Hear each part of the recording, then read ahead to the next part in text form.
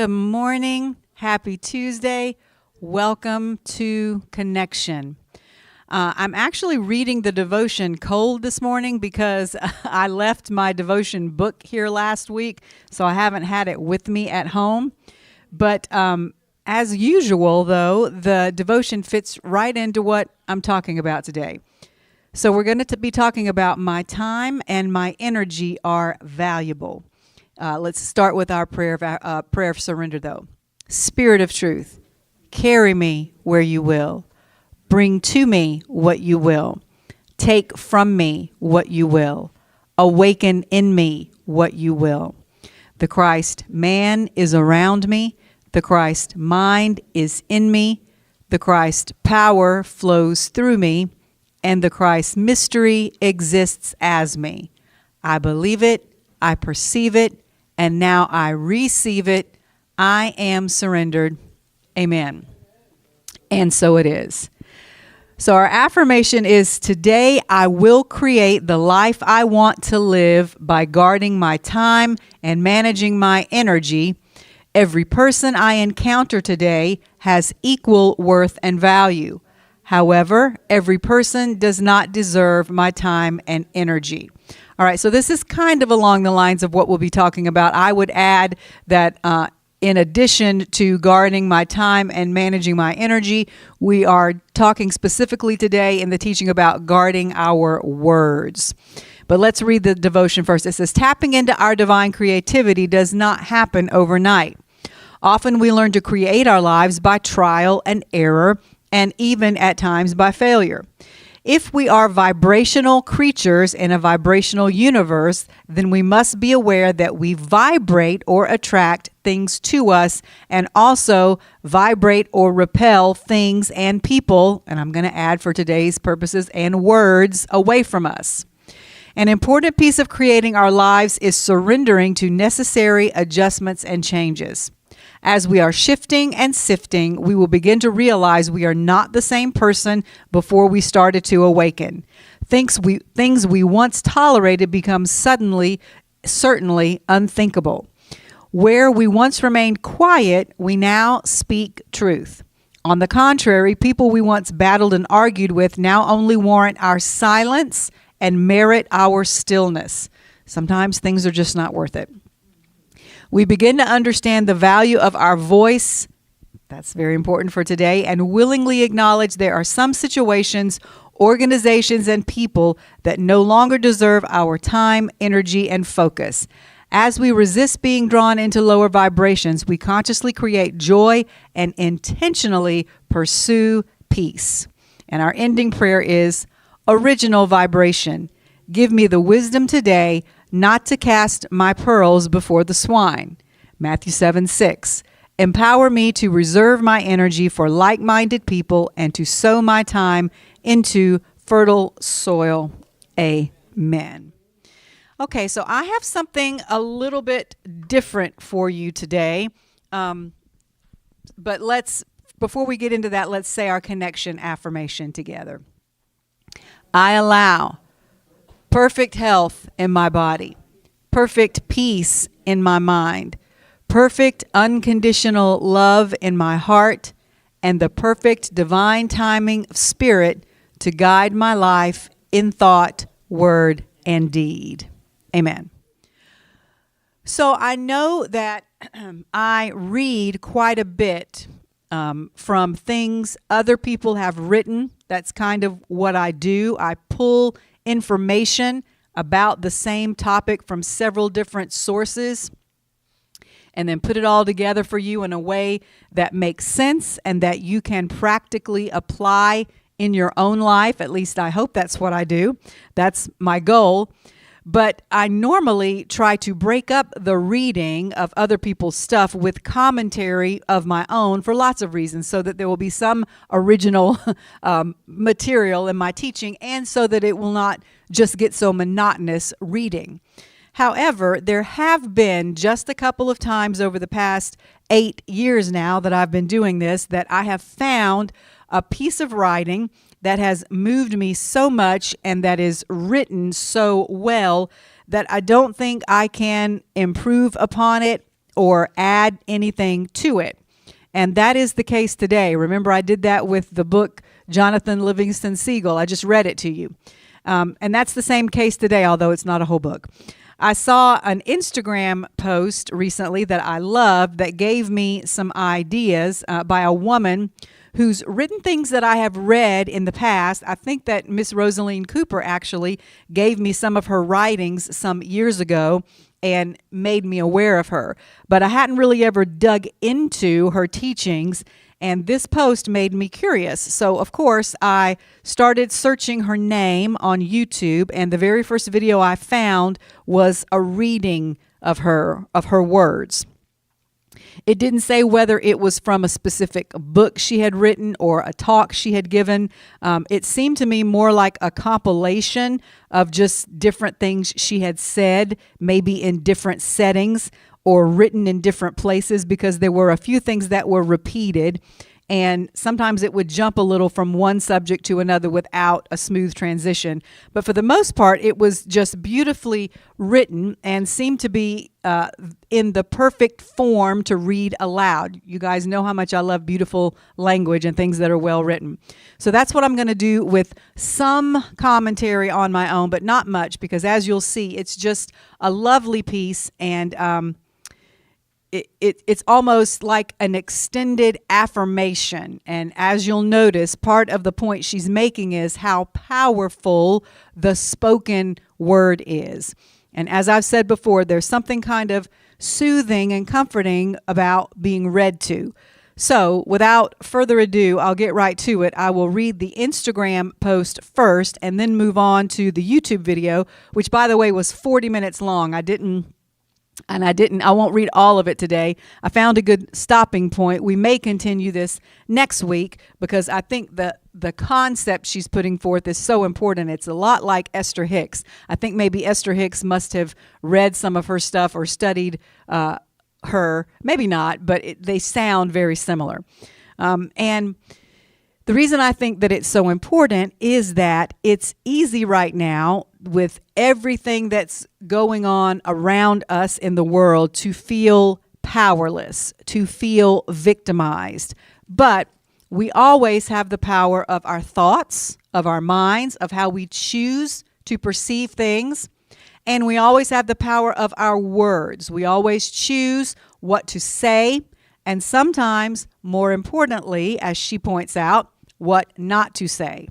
There are so many scriptures in the Bible that support what this woman is saying here. I won't take the time to go through them today. Again, maybe that's for next week. Maybe we'll do a deeper dive then. But for now, just enjoy this piece by Frances Scovel Shinn. I'm not sure if anyone's ever heard of her before. And let me just say one more thing before we start.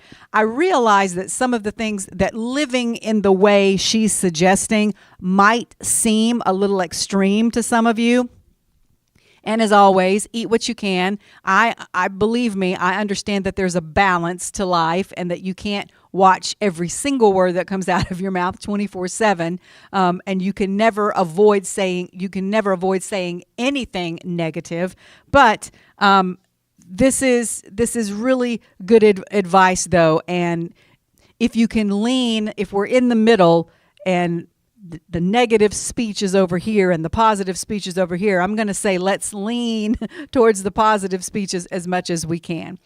So this is the part that I'm going to read first that's from the Instagram post. It says, in 1925, a spiritual teacher claimed that every word you speak activates a hidden pattern in the field around you. She called it the word code, a verbal blueprint that quietly builds the reality you're living in. Her name was Florence Scovel Shinn, a metaphysical teacher who believed reality wasn't shaped by thought alone, but by the words that carry those thoughts. Shinn noticed something strange about the people she helped. Their lives didn't match their desires. They matched their language. She listened closely to the words people repeated. I never get lucky. Nothing works for me. I always attract chaos. And she watched those words become their lives. Shin realized that language isn't just communication, it's programming. Every sentence is an instruction to the subconscious and to the field around it. She concluded, your word is your wand. I love that. Your word, because that's how we perform our magic. Your word is your wand. It directs energy. It shapes outcomes. It builds the next moment before you step into it. You speak your way into your reality. Shin taught that every phrase broadcasts a vibration. Words of fear attract fear. Words of faith attract opportunity. Words of identity shape destiny. Language is a signal. So she created a principle that became her signature. Speak only what you want multiplied, because the field doesn't filter for intention. It follows vibration. So in other words, I am going to break in a couple of times here. She's like, it doesn't matter what your intention is in your mind if what you're saying with your words does not match it. So here's the code. She says word, and then there was an arrow, vibration, another arrow, pattern, another arrow, reality. So the expanded version of that is what you say repeatedly becomes a frequency. The frequency then becomes a pattern. The pattern becomes your lived experience. Language is manifestation. But here's the dark part, or said in a less sinister way, here's the other side of the coin. Your subconscious believes every word you say, even the ones you don't mean. It takes language as instruction. So when you speak, I'm tired, I'm unlucky, I just can't, I'm not enough, your subconscious locks it in as identity. The field echoes it as experience. You aren't cursed, you're programmed. And most of the programming came from words you repeated without even noticing. Awareness is the interruption. And here's the proof, they say. Here's the psychological proof. Cognitive science shows language directs attention. Attention shapes emotion, and emotion drives action. Action creates outcomes. So you see how it starts with language and it goes all the way to the outcomes. Words become patterns. Patterns become reality.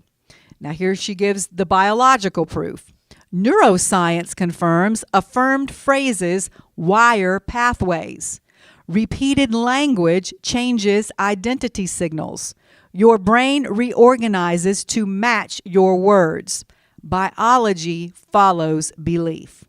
Here's what this means. If you want a different reality, you must speak a different identity.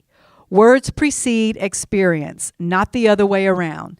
Speak from the version of you want to become.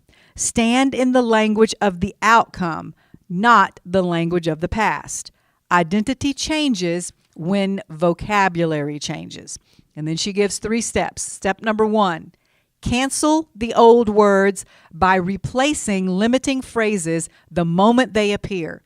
Interrupt the pattern. The field listens. Okay, I have a good example of this. My mother, for years and years, whenever somebody or she says something that's negative, she gets out her eraser and she erases it in the heaven. So that's Francis Scoville Shin believed this too. The minute you say it and you realize what you've said is something you don't want, erase it, cancel it, interrupt the pattern. Number 2, speak the identity you want. Use language that aligns with your future self. Words direct vibration. Number 3, repeat it until it feels true. Repetition programs the subconscious. Why do you think they make children memorize things and repeat it over and over? Because repetition programs the subconscious. The subconscious programs reality. Identity changes from the inside out. Okay, so that was the post, and that's what we're going to do now. As I said, in this piece, some principles are repeated over and over again, but I think she did it on purpose because of the point she just made. Also, repetition does serve a purpose.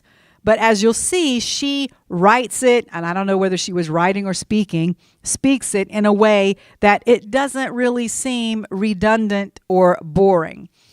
She words it that nicely that even though it's the same thing being said in different ways, it doesn't get boring. At least it didn't to me. So here it is. She says, every morning the world is born anew. The rising sun brings not only light, but also opportunity, a sacred moment where thought becomes power and word becomes law. Before the noise of the day rushes in, before the world lays its heavy hands upon you, there is a stillness, and in that stillness, you are invited to speak. What you say in those first waking breaths will chart the course of your day, like a captain at the helm of a mighty ship. Your words, chosen wisely, can break the spell of fear, dissolve the clouds of doubt, and summon the forces of good fortune.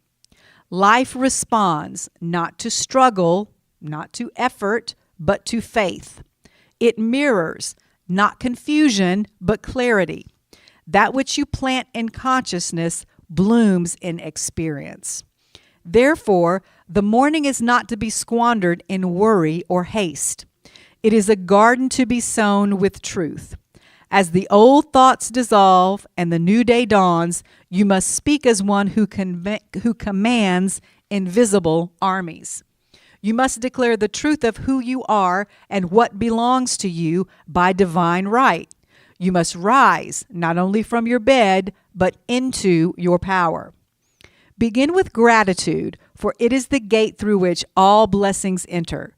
Speak of the good that is already yours. Declare your perfect health. We do that every Tuesday. Your overflowing abundance, your divine protection.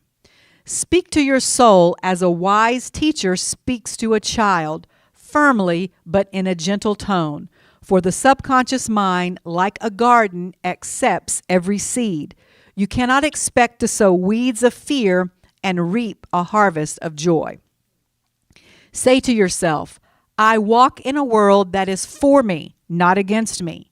Every step I take is on holy ground. Doors fly open before me because I walk with purpose, led by unseen hands. The supply I need is already mine. I am one with the infinite intelligence, and nothing can be withheld from me. There is no virtue in bracing for disaster, no glory in repeating yesterday's doubts. Each morning is a new decree, and if you decree from love, from faith, from power, then nothing can stand against you. This is the secret the wise have always known. Your word is your wand. Do not wait for proof to speak. Do not wait for proof to speak your truth. Speak your truth. Proof will follow. You are not a victim of circumstance, but a creator of conditions. The universe does not hear your wishes, it hears your word, charged with belief. What you affirm in the morning is what the world will reflect back to you before the day is done. So speak boldly, speak with joy. Let your morning words be a song of triumph. Let them rise above fear like the lark at dawn. Say only what you wish to see, for the words you speak to yourself each morning are not idle. They are laws passed in the courtroom of the soul. And what is decreed there shall not return void. Your word is your creative power. This is not a poetic metaphor or a soft-spoken spiritual comfort. It is a truth as absolute as any natural law. Just as gravity pulls objects to the earth without fail, so does the spoken word shape the experience of your life. Every phrase you utter holds within it the seed of creation. The spoken word is thought made visible, energy made form, spirit made flesh. You do not merely describe your reality, you dictate it. You do not narrate what is happening, you proclaim what must come to pass. When you speak, you are sending out a blueprint to the invisible forces that construct your world. These forces are obedient and impartial. They do not judge your intentions. They simply respond to your vibration, your belief, your tone, your clarity. So I want to stop right here and say, have you ever noticed that sometimes when some people walk in a room and start talking, people just stop and listen and they really don't know why? And the person may or may not know what they're talking about. They may be totally faking it. They may just have an air of, but you know how when somebody walks in and they just act like they know what they're doing, people just assume that they do. Okay, this is what she's talking about. He says you have to command it because the universe, that's what the universe responds to. It doesn't respond to, oh, I don't know, maybe if it's your will, God. It's like it responds to, okay, this person knows what they want. Here you go.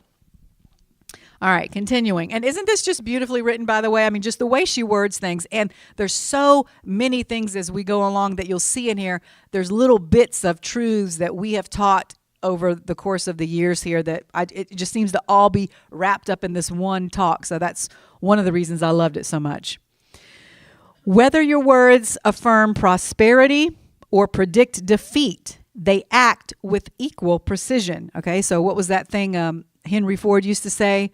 Whether you think you can or you can't, you're right. Okay, so it says whether you are proclaiming prosperity or predicting defeat, you're right. Okay, both of those, they act, she says, with equal precision.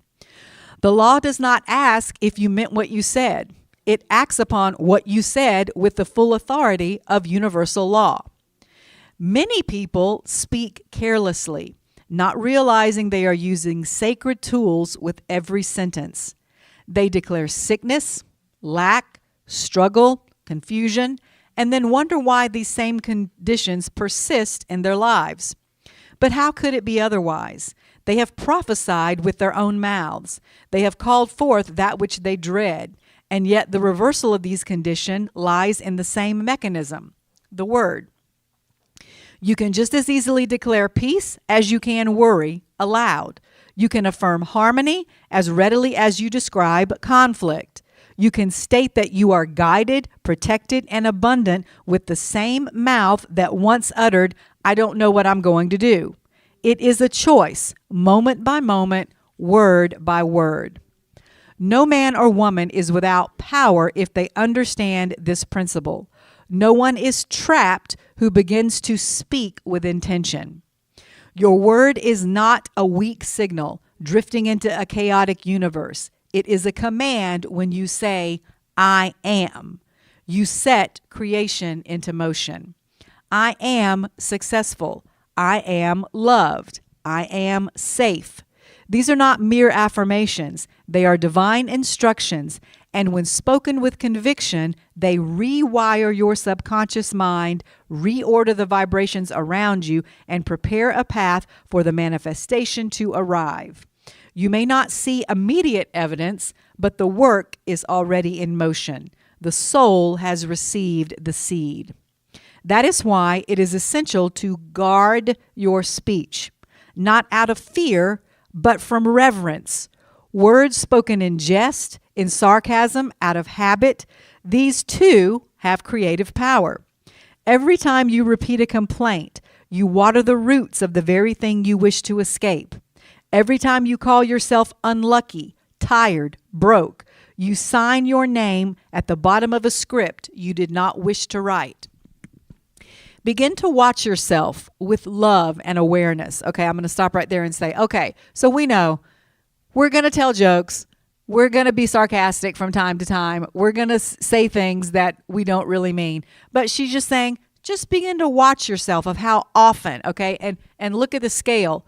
Do you more often land on the positive side, or are you constantly saying these negative, sarcastic things? All right. What do you declare before you go to sleep? Are you invoking grace or perpetuating struggle? Those who master their word master their world. I just love the way she puts those little phrases in there. They do not chase results, they speak results. They do not describe circumstances, they change them by speaking a higher truth. I love this part. Even when appearances suggest lack, they declare supply. Even when fear whispers, they proclaim faith. This is not denial. It is divine discipline. It is the art of seeing with the inner eye and speaking with the voice of authority. You were given this power not to echo the world, but to lead it, not to explain limitation, but to dissolve it. You were made in the image of a creator who spoke the universe into existence. That power lives in you now, waiting to be remembered, waiting to be used correctly. Each time you say, I can't, you bury that power under layers of disbelief. Each time you say, I can and I will. Does anybody remember Pete Aycock? I can and I will. He taught every Cathedral Academy student that, which, if for that alone, it was great that for the rest of their life, I can and I will. Each time you say, I can and I will, you call it back to life. The subconscious mind takes every word you say as fact. It does not filter for sarcasm or modesty.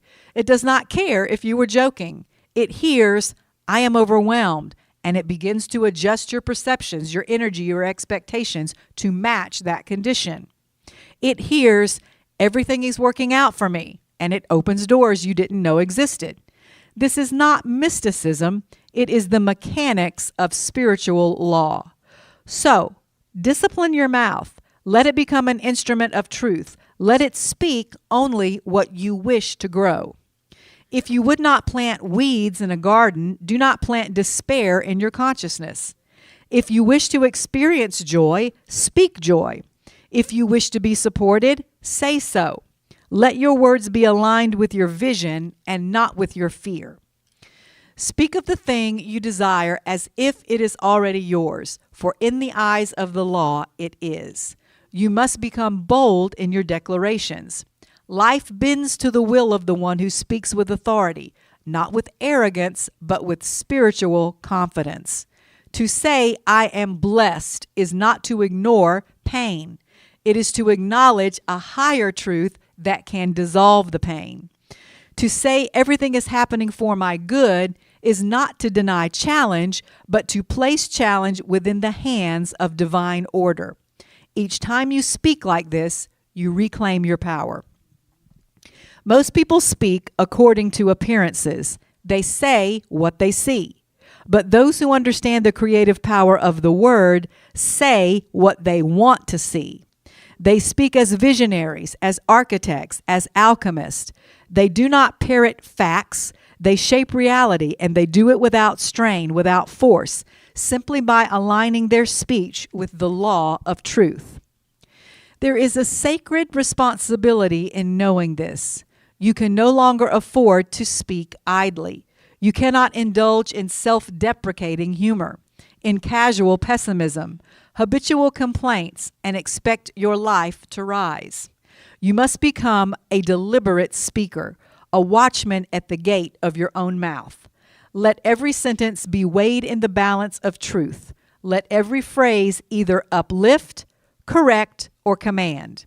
There is no neutral word. Each one builds or destroys, blesses or binds. It may feel awkward at first to change your language. You may catch yourself halfway through a sentence and correct it. That's good. That's growth. You are shifting lifetimes of unconscious speech into conscious creation.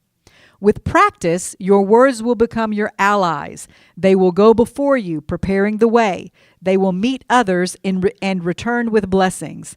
They will comfort, attract, restore, and guide. They will become the divine messengers they were always meant to be.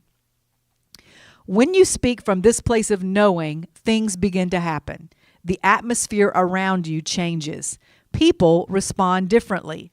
Opportunities appear, not because you manipulated events, but because you aligned yourself with the fundamental truth that life flows where the word goes. The vibration of your voice becomes the magnet of your experience. What you say consistently becomes the architecture of your life. Speak accordingly. Speak only what you desire to manifest. This is not just good advice. It is a spiritual law, a creative principle, a sacred discipline. Every word you speak is the thread in the tapestry of your life. You are not describing your reality, you are commanding it. Each sentence that passes your lips becomes a declaration, a decree, a mold into which the invisible substance of the universe flows. When you speak of what you fear, you give it shape. When you speak of what you love, you give it power. The law does not discriminate between words spoken in hope or words spoken in despair. It simply obeys. You are always speaking something into existence, whether you know it or not. The universe is always listening, not to your wishes, but to your words. And it listens most intently when your words are charged with emotion. When you speak from fear, you reinforce fear. When you speak from faith, you activate divine energy. Therefore, it is not enough to think positively and then speak carelessly.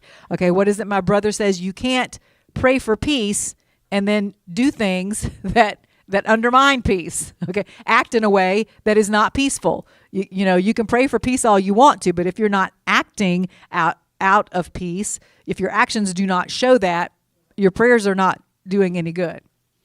Your speech must match your vision. It must be consistent with the reality you want to create, not the one you want to escape. Many people believe they are victims of circumstance when they are merely harvesting the words they planted in seasons past. They have spoken failure so often that it now shows up on their doorstep uninvited. They have recited struggle as if it were a hymn, and life, being faithful, has provided them more struggle than abundance.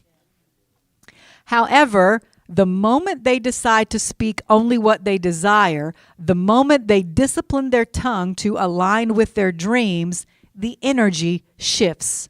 The soil of life begins to receive new seeds. The wind begins to change direction. This discipline is not about denying facts. It is about choosing the truth that you want to multiply.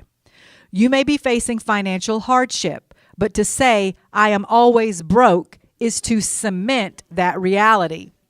Instead, speak what you desire. For example, my supply is unlimited. Abundance flows to me now. This is not delusion. It is divine causation. You are not ignoring the present. You are creating the future. You are not pretending things are perfect. You are declaring that perfection is on its way. Every word is a prophecy. Your mouth is the doorway through which destiny enters. The subconscious mind takes your words as instructions. When you say, nothing ever works out for me, it accepts that and begins to guide you accordingly. It closes doors, alters perceptions, and attracts experiences to confirm that belief. When you say, I always land on my feet, it creates pathways for resilience and recovery. The world outside bends to the world you describe within. All right, so what we all do, you say it starts inside, as within, so without. I love the way she says it here. The world outside bends or shapes itself to the world you describe within. You do not need to understand how the words take shape, only that they do. Speak them with conviction, and the mechanisms of life will respond. The path may be hidden for a time, but it is being built as you speak.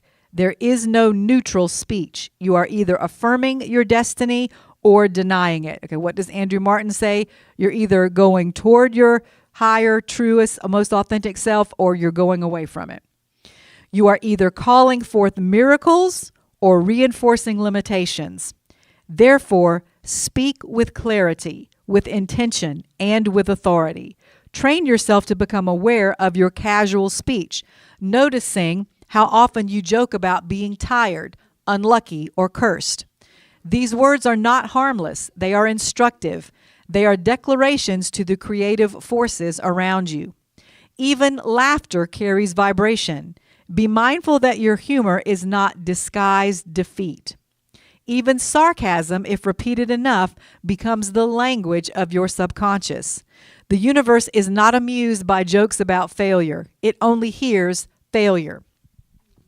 Begin to replace every negative phrase with a positive counterpart. Where you once said, I can't afford that, now say, it's not in my budget yet, but more is on the way.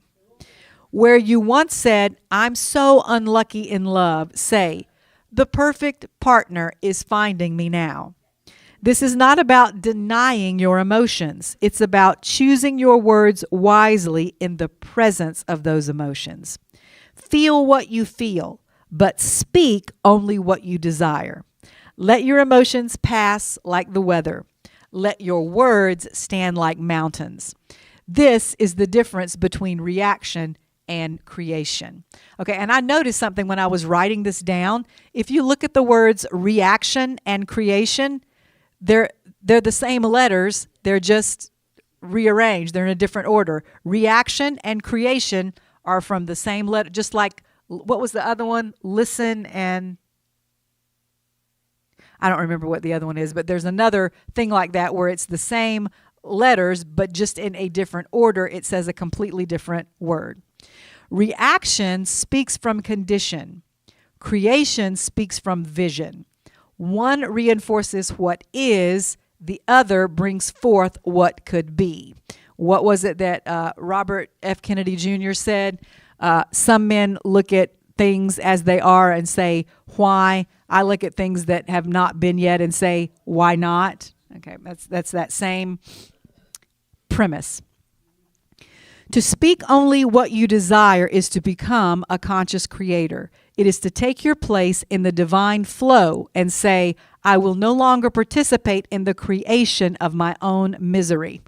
That affirmation alone, if you just said that every morning, it would change your life. I will no longer participate in the creation of my own misery. It is to accept responsibility for your vibration, your atmosphere, your field.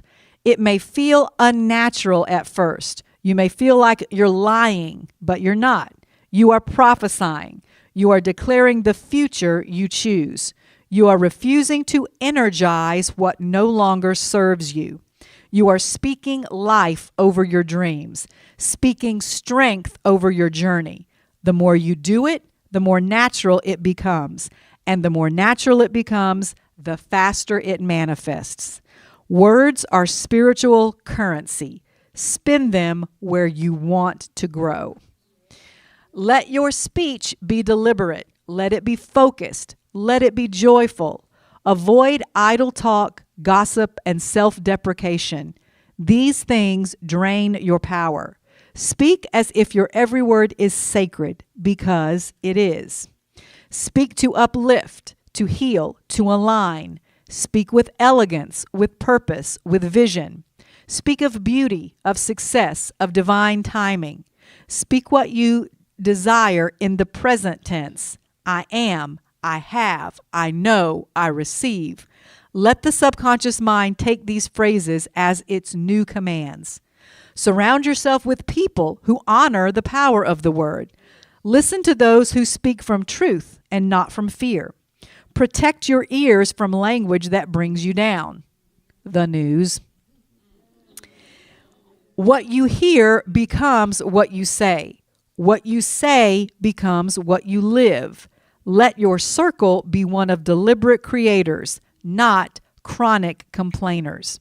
Let your environment echo the vibration you wish to maintain. If a situation arises that tempts you to speak defeat, pause, breathe, redirect. Ask yourself, do I want more of this? If not, say nothing.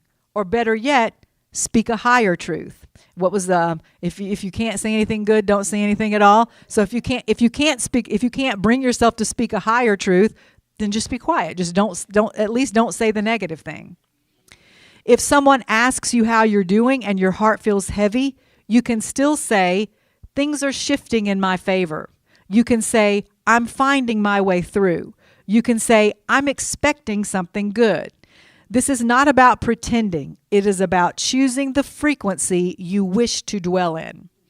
Your desires are more than weak wishes. They are divine blueprints, and your words are the tools with which you build them. Speak them daily. Speak them boldly. Speak them lovingly. Speak them as prayers, as declarations, as codes.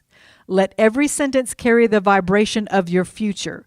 Let your word be a mirror of your vision, not your past. Let it align with the highest version of yourself. Each time you catch yourself speaking of lack, pause, choose again. Each time you are tempted to describe what is going wrong, choose instead to describe what is unfolding. Each time you are pulled toward complaint, turn toward declaration. Speak of what is becoming, not of what has been. Speak with reverence, for your word is the architect of your reality. Speak with gratitude. Gratitude opens the doors of abundance. This is not just a comforting phrase. It is an energetic truth, a force that shifts reality. When you express gratitude, you step into alignment with the divine order of life. You move from resistance to acceptance, from lack to sufficiency, from fear to faith. Gratitude does not wait for everything to be perfect. It acknowledges the perfection that is already present. It is the language of receivership, the vibration of wholeness, the magnet of miracles.